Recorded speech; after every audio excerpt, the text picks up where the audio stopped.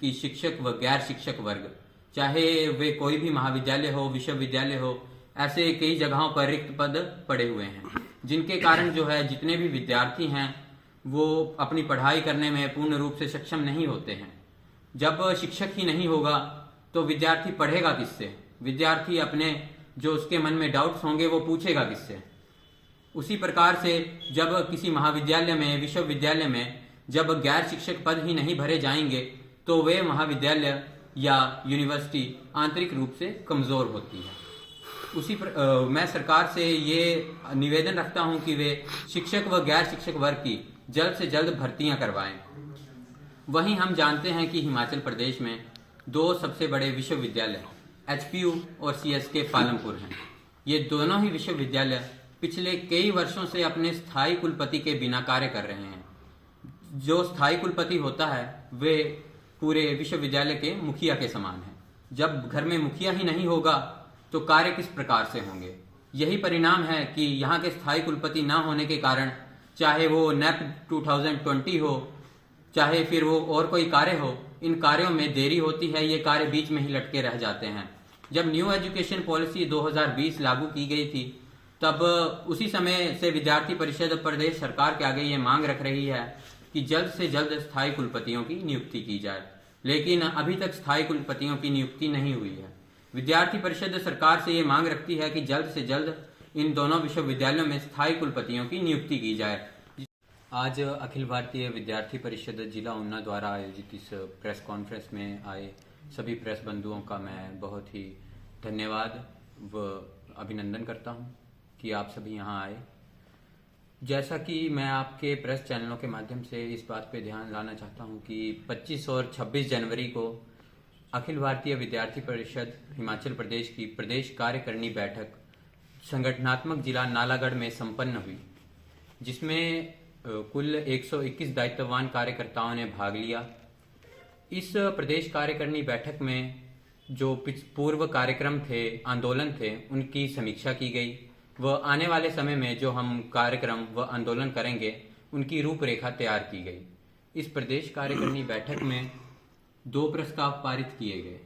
एक है प्रदेश का सामाजिक परिदृश्य और दूसरा प्रदेश का वर्तमान शैक्षणिक परिदृश्य।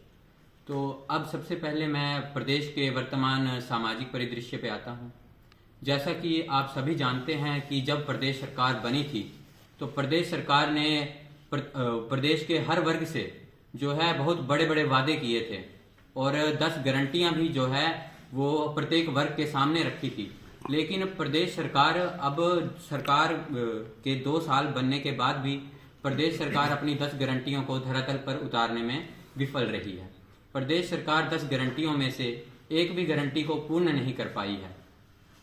वहीं बात करते हैं प्रदेश सरकार ने जब सरकार बनी थी तो सत्ता में आने के लिए सरकार का कहना था कि वे युवाओं को 5 लाख सरकारी रोजगार के माध्यम देंगे। लेकिन जैसा हम देखते हैं पिछले 2 वर्ष सरकार को बने हो चुके हैं, लेकिन अभी तक किसी भी युवा में एक भी सरकारी रोजगार का प्रावधान नहीं किया गया। केवल पूरे प्रदेश में 2 सरकारी नौकरियां सरकार के अपने लोगों की लगाई जाती हैं। ये युवाओं के भविष्य के साथ सरासर खिलवाड़ है। युवा इसी कारण युवा बेरोजगारी के कारण आज नशे की चपेट में बढ़ते जा रहे हैं। हर तीसरे घर में कहीं ना कहीं, हर गांव में अगर 10 घर हैं तो 10 में से 3 घर ऐसे हैं आज जिनमें जो है प्रत्येक युवा नशे की चपेट में आ रहा है। वे बेरोजगारी से परेशान हो चुका है। नशे की चपेट में आके वे आगे और भी क्राइम्स में भाग ले रहा है। वे चोरियां कर रहे हैं, डकैतियां कर रहे हैं। जब उन्हें नशे की पूर्ति नहीं होती है तो वे अपनी जान भी गंवा दे रहे हैं। वहीं बात की जाए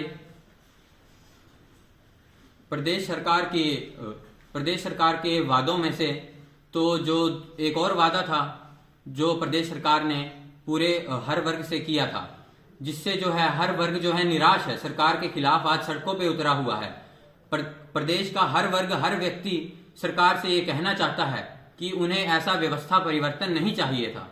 जब सरकार सत्ता में आई थी तो उनके ही शब्द थे कि हम सत्ता सुख भोगने के लिए नहीं पर व्यवस्था परिवर्तन के लिए सत्ता में आना चाहते हैं।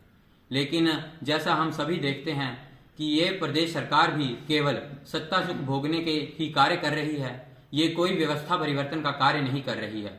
आज प्रदेश का हर वर्ग सरकार से यही आवाज उठा रहा है कि उन्हें ऐसा व्यवस्था परिवर्तन नहीं चाहिए था। अब आगे मैं बात करूंगा प्रदेश के वर्तमान शैक्षणिक परिदृश्य की। जब पिछली सरकार सत्ता में आई थी तो उनका भी एक ही कहना था छात्रों से, विद्यार्थियों के लिए जो वो कार्य करेंगे सबसे पहला वो छात्र संघ चुनाव बहाल करना होगा। उसी प्रकार से जब ये सरकार भी सत्ता में आती है तो ये भी बड़े बड़े वादे करती है, विद्यार्थियों के साथ वादे किया जाता है कि छात्र संघ चुनाव जल्द से जल्द बहाल होगा। लेकिन सत्ता में आने के 2 साल के बाद भी छात्र संघ चुनाव अभी तक बहाल नहीं होता है।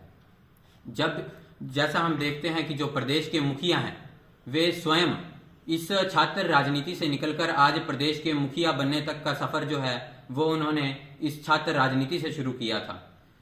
विद्यार्थी परिषद सरकार से ये मांग उठाती है कि प्रदेश छात्र संघ चुनाव जल्द से जल्द बहाल